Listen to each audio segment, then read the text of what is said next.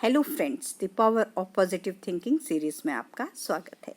आज हम इसके 8वें सोपान में हारने में विश्वास नहीं रखता, आइए जानते हैं किस तरह से। एक मूलभूत तथ्य को हमेशा याद रखें कि बाधा से डरो मत। यह विश्वास करने का अभ्यास करें कि ईश्वर आपके साथ है और उसकी मदद से आप में इसका सामना करने की शक्ति आ जाएगी। तो बाधा का सामना करने के लिए सबसे पहले तो आपको सीधे तनकर खड़े रहना चाहिए। इसके बारे में चीखने, चिल्लाने या शिकायत करने से कोई फायदा नहीं होगा।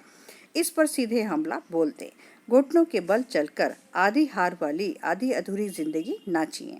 अपनी मुश्किलों का सामना करें और उन्हें दूर करने के लिए कुछ करें। आप पाएंगे कि उन मुश्किलों में आपकी कल्पना से आधी शक्ति भी नहीं है।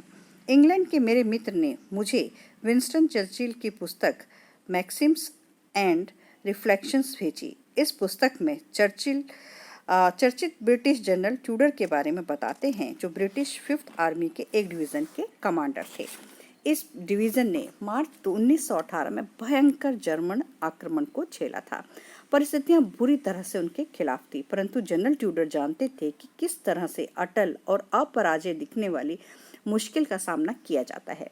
उनका तरीका आसान था। वे सिर्फ खड़े रहे और बाधा को आने दिया, अपने आप से टकराने दिया और फिर उन्होंने उस बाधा को तोड़ दिया। चर्चिल ने जनरल ट्यूडर के बारे में यह कहा, यह एक बहुत महान वाक्य है और यह शक्ति से भरा हुआ है। ट्यूडर की मेरे मन में छवि एक लोहे की खूंटी की तरह है, जो बर्फ में जमे हुए मैदान में गड़ी है और अटल है। जनरल ट्यूडर जानते थे कि बाधा का सामना कैसे किया जाए। सिर्फ इसके सामने डटे रहो, बस इतना ही, और किसी भी तरह मत झुको और यह अंततः टूट जाएगी। आप इसे तोड़ देंगे।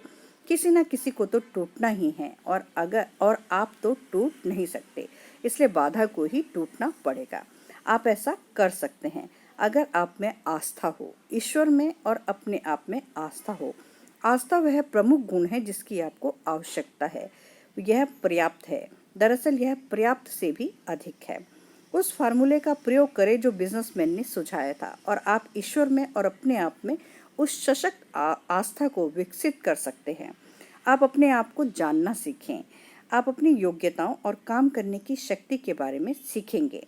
आपका दृष्टिकोण नकारात्मक से जितना सकारात्मक होगा, आप में सफलता की उतनी ही योग्यता आ जाएगी। फिर पूरे विश्वास से आप अपने आप से किसी भी परिस्थितियों में और सभी परिस्थितियों में कह सकते हैं, मैं हारने में विश्वास नहीं रखता। आस्था डटे रहने की शक्ति देती है। यह आपको तब भी आगे बढ़ने की शक्ति देती है जब आगे बढ़ना कठिन होता है।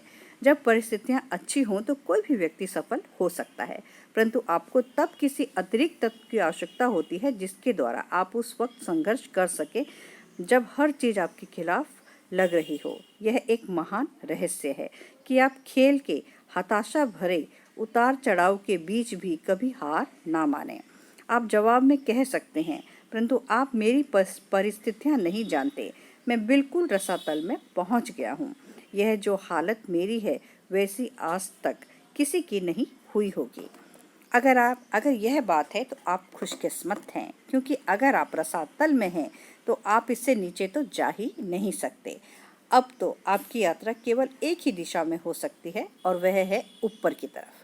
तो आपकी स्थिति काफ़ी संभावनापूर्ण लगती है, परंतु मैं आपको सावधान कर दूं, आप ऐसा कभी ना सोचें कि आपको जो परिस्थिति है वैसी आज तक किसी की भी नहीं हुई है। ऐसी कोई परिस्थिति होती ही नहीं है। तो दोस्तों, मेरी इस वीडियो को ज़्यादा से ज़्यादा लोगों में शेयर कीजिए ताकि सभी अपने आप को इन परिस्थितियों से निकाल पाएं और एक विश्वास की आस्था को जगा पाए। तो गुड बाय दोस्तों, बाय बाय।